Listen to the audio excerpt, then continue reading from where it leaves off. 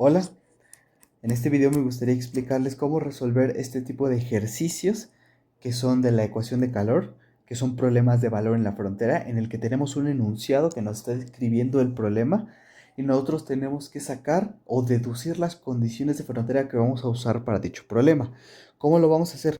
Primero vamos a empezar leyendo el enunciado que dice: encuentre la temperatura U en X de T en una varilla de longitud L. ¿Ok? ¿Qué significa esto? Bueno, para empezar, lo primero que tenemos que saber es que estamos tratando con la ecuación de calor. ¿Y cuál es la ecuación de calor? La ecuación diferencial parcial de calor vendría siendo la constante que se llama difusividad térmica multiplicado por la segunda derivada parcial de U respecto a X igualado con la primera derivada parcial de U respecto a T. Diciéndonos en una varilla de longitud L, lo que nos está indicando es cuál es el dominio que va a tener nuestra variable de longitud. Nuestra variable de longitud es L y por lo tanto vendría siendo desde una distancia 0 menor a X menor a L. ¿Ok? Ahora, siempre en este tipo de problemas vamos a considerar tiempo mayor a 0 para que en los resultados a la hora de hacer las evaluaciones por cualquier motivo no nos salga tiempo negativo, ya que no tiene una interpretación física real, por lo menos en física clásica. ¿Ok? Entonces, desde el primer enunciado que dice encuentre la temperatura Ux de T en una varilla de longitud L, ya podemos deducir la primera fila de condiciones, que es la ecuación de calor y sus respectivos dominios. Ahora, si continuamos leyendo, dice si la temperatura inicial es f de x en toda la varilla. ¿Cómo interpretamos esto? Lo que nos está diciendo es que la temperatura en el tiempo cero, porque es la temperatura inicial, va a ser igual a una función que depende de x. ¿Cómo se denota esto? Simplemente la función temperatura es u en x. Cuando el tiempo es cero, porque es el tiempo inicial, va a ser igual a una función que depende de x. Esta función puede ser dada o puede ser únicamente denotada con f de x. Evidentemente, si la función es dada, tendríamos que calcularlo en series de Fourier, como lo voy a mostrar a continuación. Ahora, todo esto va a ser válido únicamente en el dominio que nosotros estamos definido, que es 0 menor a x menor a L. ¿Qué significa esto? Que esta temperatura va a ser la misma o va a actuar en toda la longitud de nuestra varilla. Recordando que la ecuación de calor en una dimensión es una ecuación que me permite modelar cómo se comporta la temperatura interna de un objeto al que está sometido a variaciones de calor, a intercambios de calor. Y este objeto en una dimensión puede ser, por ejemplo, un cable, un alambre, una varilla, que aunque genuinamente en la realidad son elementos que no tienen una sola dimensión, ya que tienen un largo, ancho y una profundidad, pues se puede considerar idealmente como que tiene una dimensión. ¿Cómo lo hacemos? Bueno, pues tenemos, por ejemplo, una varilla, que puede ser, por ejemplo, esta que estoy dibujando. ¿Y cuál es su única dimensión? Pues es la longitud, que es el eje X. Y la longitud que tiene la varilla, pues es L, como nos está definiendo el problema.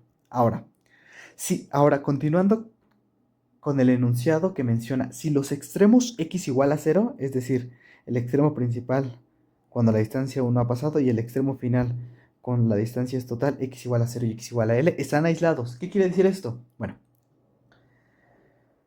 para poder entender esto, lo primero que hay que saber es que existe una ley física que se llama la ley de Fourier. Esta ley lo único que nos dice es, bueno, lo único que nos describe como tal es cómo se comporta o cómo es la transferencia de calor por conducción en un sólido.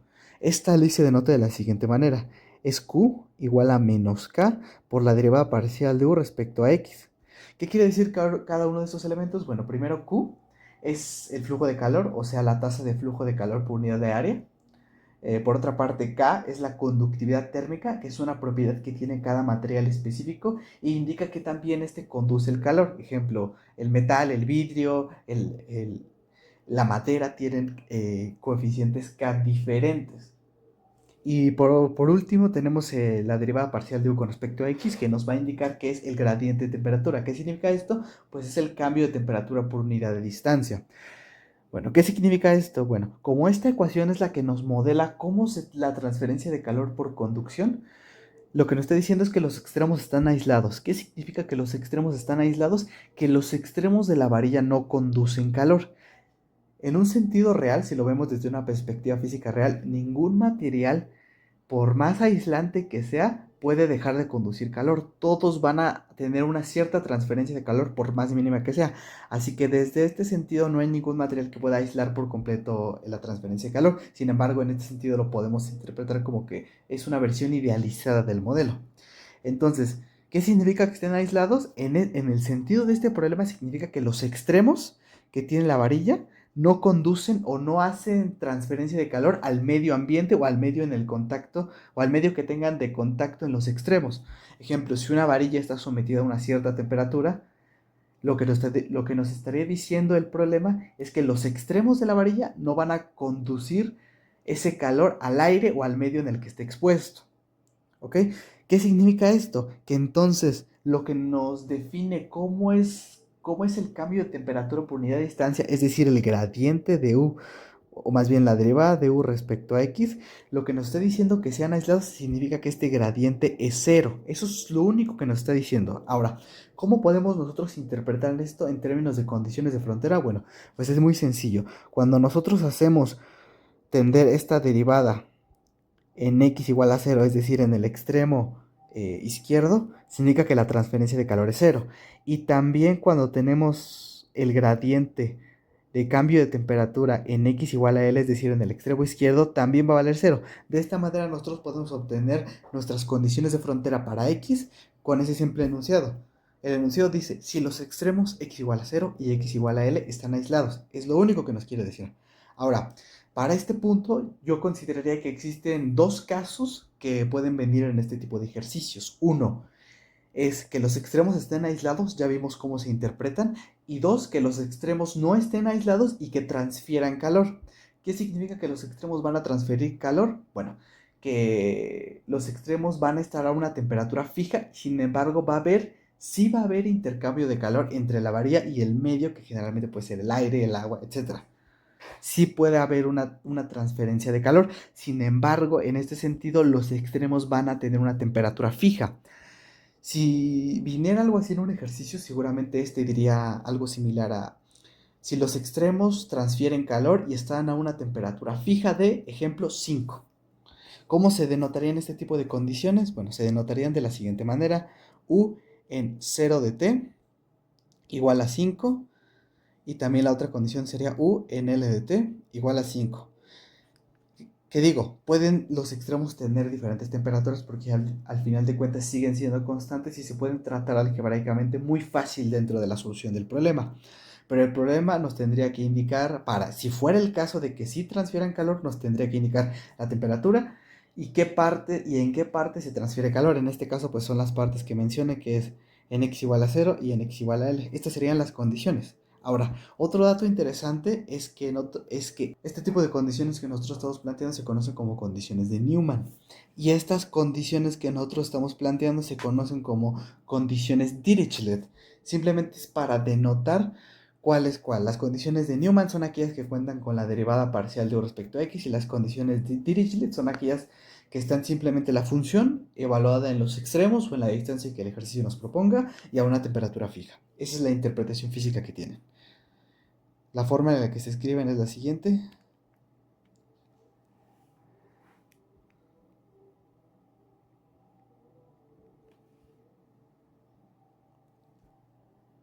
Bueno, una vez nosotros sabiendo esto, es importante que nosotros tengamos en cuenta qué significa K para poder hacer la interpretación física de nuestro problema. K es un parámetro que nos va, bueno, es un parámetro que tiene por nombre difusividad térmica. La difusividad térmica está en términos de otras variables, en este caso, otra variable que es K, pero K mayúscula, sobre ρ multiplicado por C. Eso es lo que significa K. K mayúscula, en este caso, significa la conductividad térmica del material. Rho significa la densidad. Y C es el calor específico que nuestro problema está manejando. Esta constante K minúscula tiene unidades generalmente, si estamos en el sistema internacional, de metro cuadrado sobre segundo. Eso es importante que lo sepan, cuál es el nombre de cada una de estas variables, porque en un problema similar podría decir, considere la ecuación de calor con una constante de difusividad térmica igual a 5. Así que en vez de poner K, pues se coloca el número 5. que se trata de la misma manera que cualquier constante y de manera muy sencilla en la resolución del problema. Bueno, una vez que nosotros ya pudimos deducir cuál es nuestro problema de valores en la frontera, podemos deducir. En otros ejercicios evidentemente nada más viene las puras condiciones, pero en este las tenemos que interpretar. Así que una vez que ya están interpretadas, nosotros tenemos que proceder a su solución. ¿Cómo se resuelve esto? Bueno, vamos a dividirlo en pasos. El paso número 1 es aplicar el método de separación de variables a la ecuación de calor. Nosotros tenemos nuestra ecuación y lo que nos está pidiendo el problema es que encontremos una función u que depende de x y de t. Entonces, lo que vamos a asumir es que esta función va a depender de la multiplicación de otras dos funciones. Esto lo vamos a hacer para la mayoría de los casos, así que este paso es bastante repetitivo.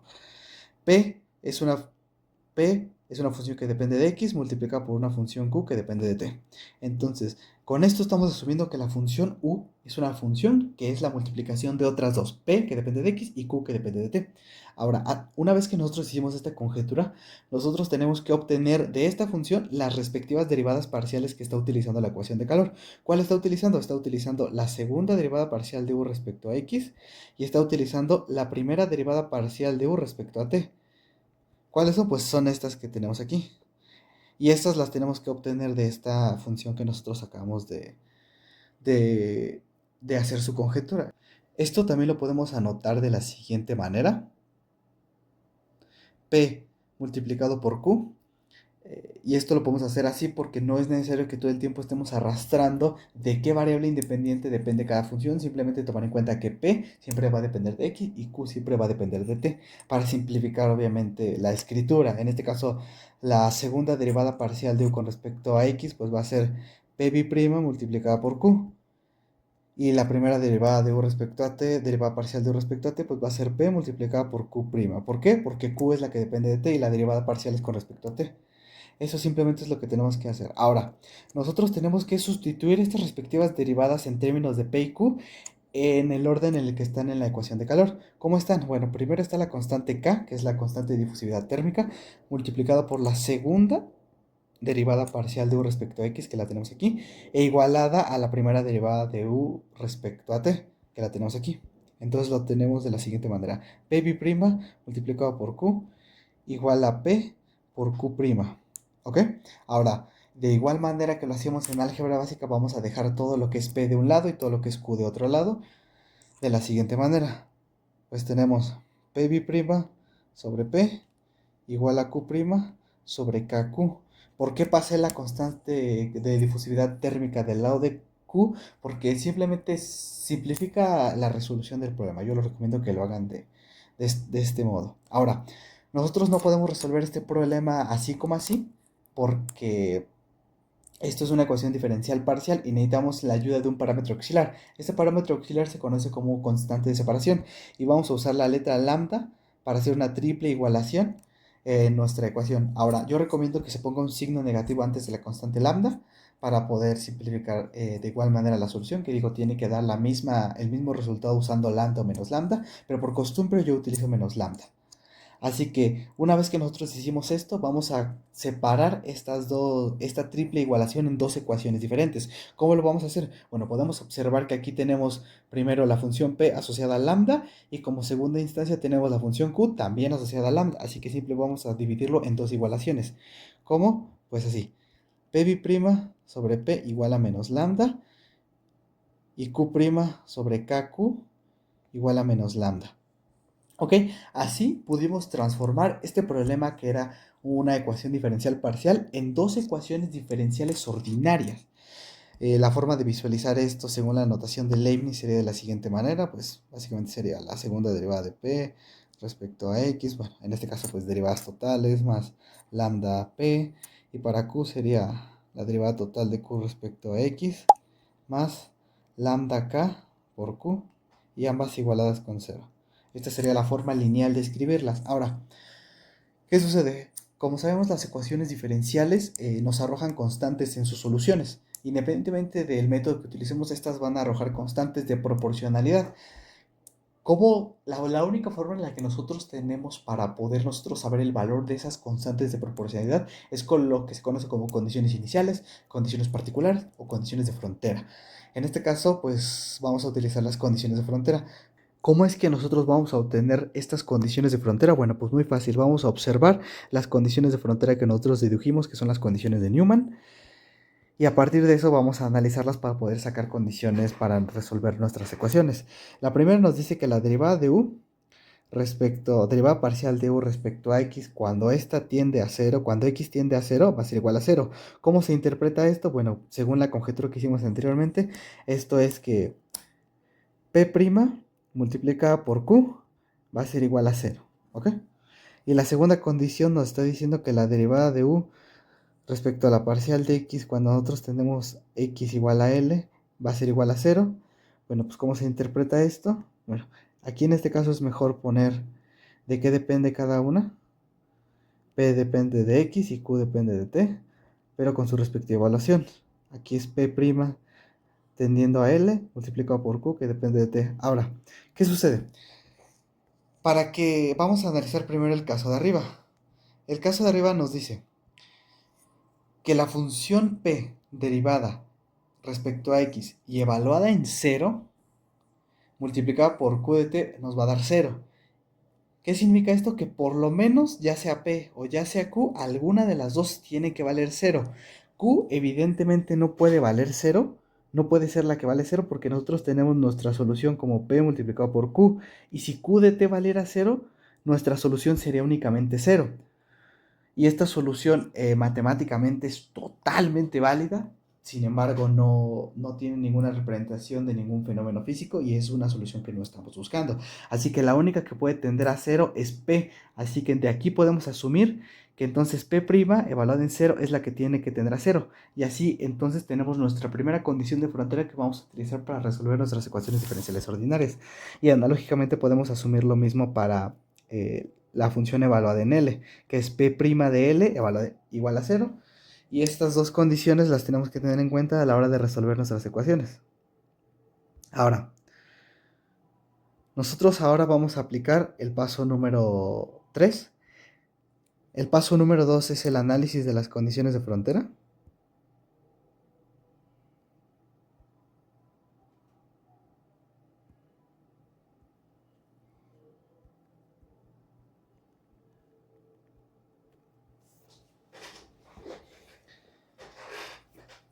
Como detalle es importante recalcar que este es el paso número 2 y es el análisis de las condiciones de frontera para saber cuáles son las que tenemos que utilizar y procederemos ahora al paso número 3. El paso número 3 consiste en el análisis de los distintos casos de lambda. ¿Qué sucede? Nosotros no conocemos el valor del parámetro lambda, este que tenemos aquí en nuestras ecuaciones diferenciales. Y lambda únicamente puede tener tres tipos de valores. Lambda puede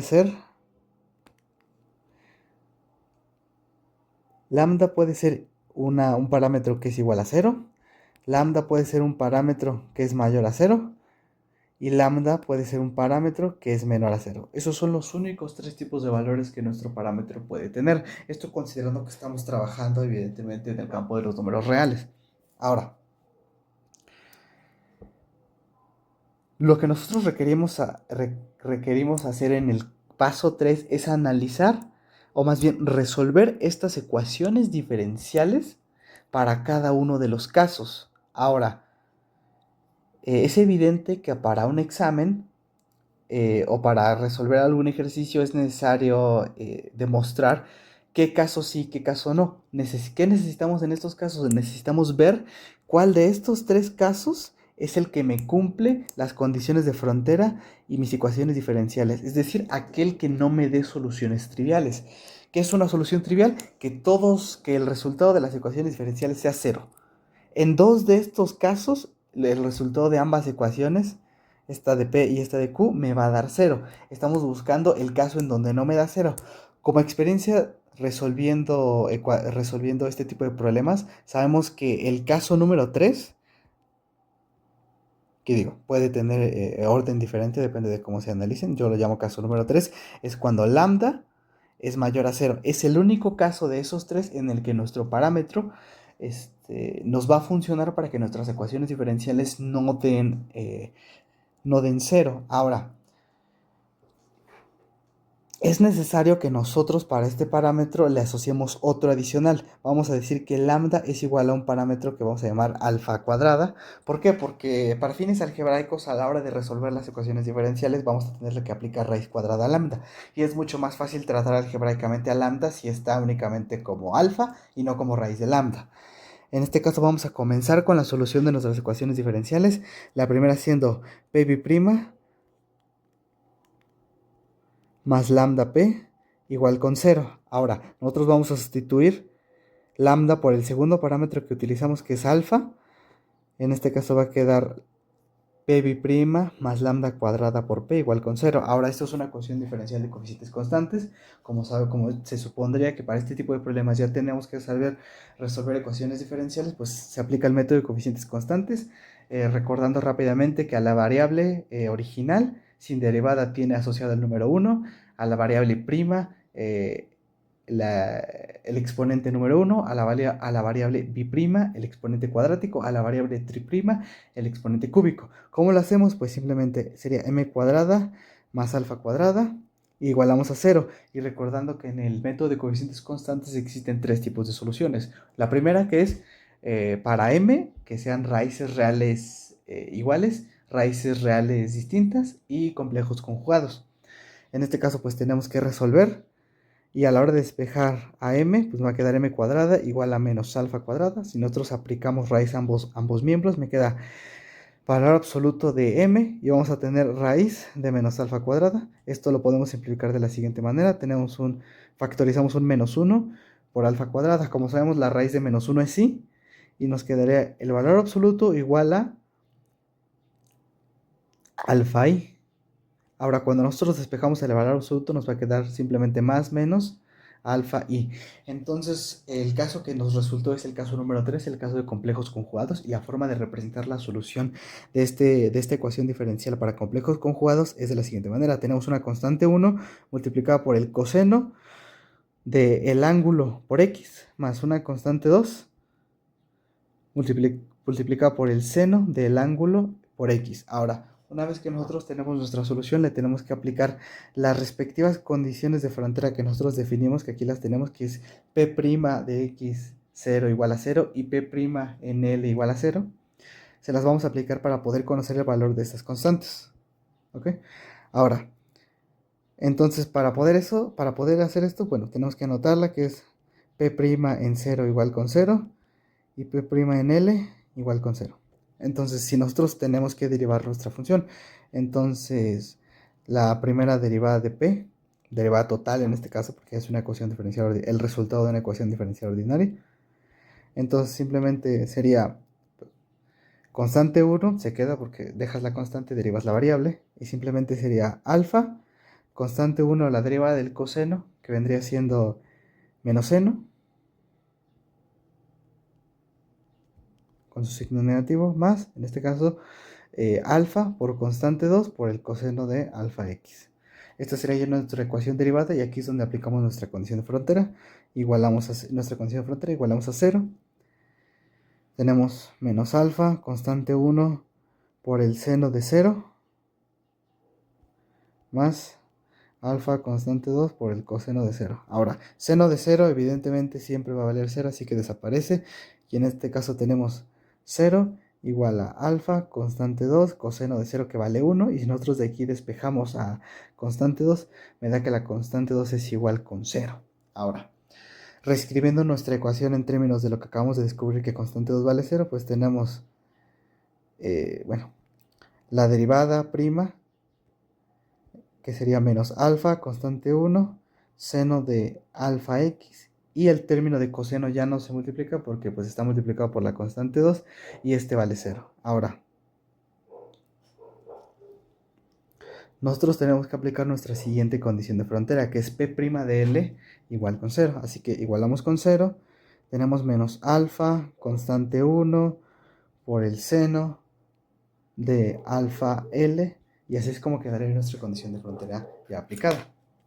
Ahora, Aquí tenemos que analizar muy bien lo que está sucediendo. Para empezar, esto es una multiplicación de tres factores. Menos alfa por constante 1 por el seno de alfa L tiene que dar 0. Primero, constante 1 no puede valer 0, porque analizado todos los casos, en todos los demás me va a dar 0 y este es el único en el que me tiene que dar un resultado. Así que por ende, constante 1 no puede dar 0. Alfa es el parámetro que estamos buscando, lambda, y como vimos es mayor a 0, así que este tampoco puede ser 0. Así que el único factor que puede ser 0 para que esto se cumpla es el seno. Así que vamos a hacer una igualación. Seno de alfa L tiene que ser igual a 0. La única forma en el que un seno valga 0 es cuando su ángulo es múltiplo de pi. Si nosotros tenemos el seno de pi, sabemos que este vale 0. Si nosotros tenemos el seno de 2pi, este vale 0. Si nosotros tenemos el seno de 3pi, este también vale 0. Entonces, ¿qué significa? Que cuando nosotros tenemos el seno de un número entero multiplicado por pi, este va a dar 0. ¿Qué significa esto? Que el ángulo alfa L tiene que ser analógicamente proporcional a pi, es decir, igual a npi. Y a partir de esta conjetura que acabamos de hacer, nosotros podemos asumir cuál es el valor de alfa. Si nosotros despejamos, pues alfa sería npi sobre L. Y recordando la definición que utilizamos de lambda, que era alfa cuadrada, de aquí ya podemos asumir cuánto vale lambda. Lambda vendría siendo n cuadrada, pi cuadrada sobre L al cuadrado. Entonces, una vez que nosotros tenemos esto, nosotros ya tenemos la solución de nuestra primera ecuación diferencial que corresponde a P, que en este caso sería P de X igual a constante 1 por el coseno de alfa X. La constante 1 la vamos a dejar así como está, por el coseno de alfa X. En este caso alfa lo vamos a dejar en términos de lo que acabamos de descubrir, que es npi X sobre L. Ahora, ¿qué sucede? Esta función P no es una función P ordinaria, es una función con un subíndice n porque ya depende de una nueva variable neutral que se llama n, que es pues el número natural múltiplo. Ahora, esta como tal ya es una solución, pero es una solución para un caso particular. Ahora tenemos que encontrar la solución para la segunda ecuación diferencial que corresponde a la de Q, que en este caso es Q' más lambda K multiplicada por Q igual con 0. Ahora, lo mismo, nosotros aquí vamos a asumir, ya que conocemos el valor de lambda, pues simplemente lo sustituimos, que va a ser K' más n cuadrada, pi cuadrada sobre L cuadrada por K por Q. Lo mismo, ecuación diferencial de coeficientes constantes o por el método que lo quieras resolver, va a ser de la siguiente manera: m más n cuadrada, k cuadrada, pi cuadrada, k sobre L cuadrada. Y esto va a ser igualado a 0. La única solución que nosotros tenemos para m, pues sería simplemente menos n cuadrada, pi cuadrada por k sobre L cuadrada. Ahora, para expresar esta solución, pues sería una función q que depende de t, que va a ser una constante 3, porque no podemos repetir constantes, tenemos que seguir aumentando en subíndices los valores para evitar que estas se repitan, por e elevado a nuestra solución multiplicada por t, es decir, menos n cuadrada, pi cuadrada, k sobre L cuadrada por t. Esta sería otra solución que tenemos, pero adivinarán que esta función ya no es ordinaria, ya es una función con un subíndice n, y porque ya depende de una nueva variable que nosotros metimos. Ahora, esta como tal ya es la solución de nuestra ecuación diferencial ordinaria que corresponde a Q. Ahora, si nosotros recordamos la definición que hicimos de nuestra función u de t, quedamos en que era una función p multiplicada por una función q, y son justo las que ya tenemos, así que simplemente podemos hacer eso. U en x de t es una función p, donde la función p es constante 1 por el coseno de npx sobre L multiplicado por constante 3 por e a la menos n cuadrada pi cuadrada kt sobre L cuadrada.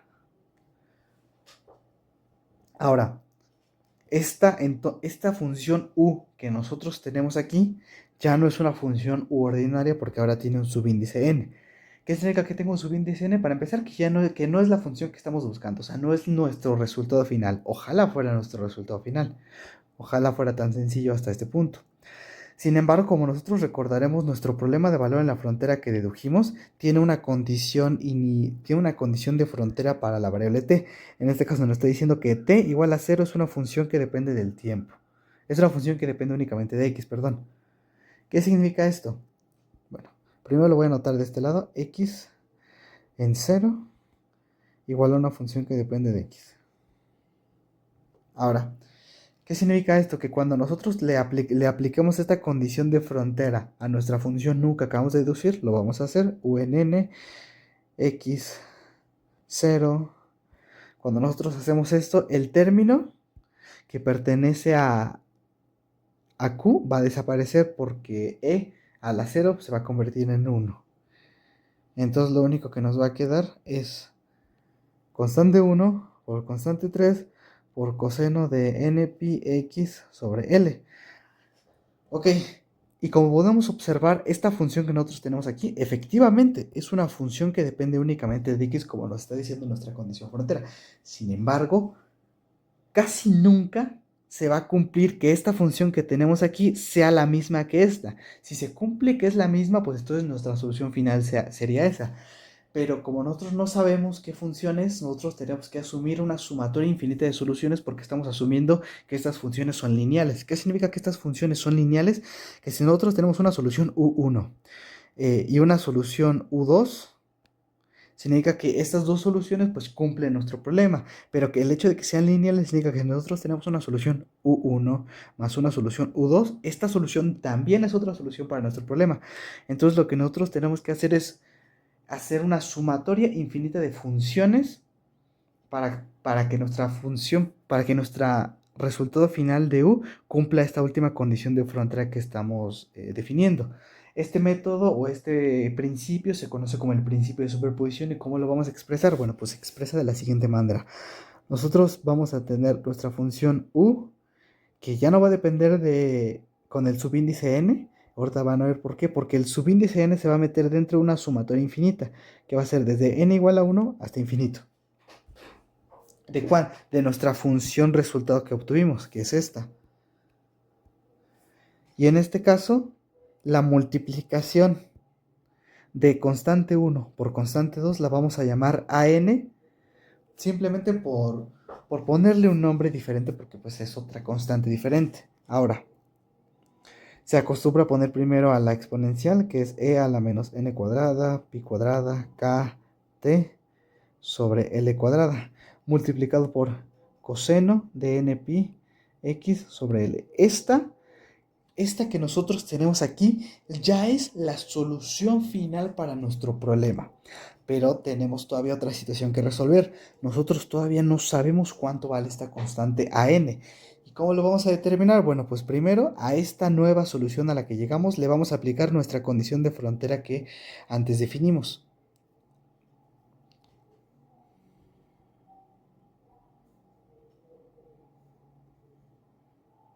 Bien, se va a evaluar la función u en x, 0 y a nosotros hacer esto va a desaparecer el término exponencial porque n cuadrada, pi cuadrada, k sobre l cuadrada multiplicada por t que vale 0 se hace 0 y e elevado a la 0 pues me va a dar 1 y simplemente nos va a quedar en términos del coseno que es n pi x sobre l. Ahora, como nosotros podemos observar, esto es totalmente parecido a una serie de Fourier, específicamente la serie de Fourier de los cosenos, perdón. Y la forma en la que nosotros vamos a determinar este coeficiente es usando estas respectivas fórmulas. Si nosotros recordamos el concepto de la serie de Fourier, nosotros tenemos que representar una función f de x en términos de otras funciones, en este caso nuestra solución. Y esta función f de x que nosotros tenemos aquí es la misma f de x que nos está proponiendo el problema. Ahora, la serie de Fourier de cosenos tiene la siguiente forma. F de x igual a una constante a0 dividida entre 2 más sumatoria desde n igual a 1 hasta infinito de una constante an por el coseno de npi x sobre p. Ahora, en la serie de Fourier de cosenos, la única parte que nosotros tenemos de esta serie es esta, que es analógica a esta, solo que tiene pues, otro nombre de constante, a mayúscula y a minúscula. Y la fórmula para resolver, en este caso, an, que vendría siendo lo mismo para nosotros, an mayúscula y an minúscula, sería la siguiente, que es 2 sobre p por la integral que va desde 0 hasta p multiplicado por la función x por la función asociada a la serie que estamos utilizando, que en este caso pues es el coseno. Coseno de npi x sobre L por el diferencial de x. Ahora ustedes se preguntarán, ¿qué es P? ¿Por qué acabas de meter una nueva variable? Bueno, si nosotros regresamos a nuestro problema, podemos observar que nuestra última condición está definida con un dominio en X y podemos observar que aquí L es el nuevo parámetro P que vamos a utilizar. Simplemente es eso.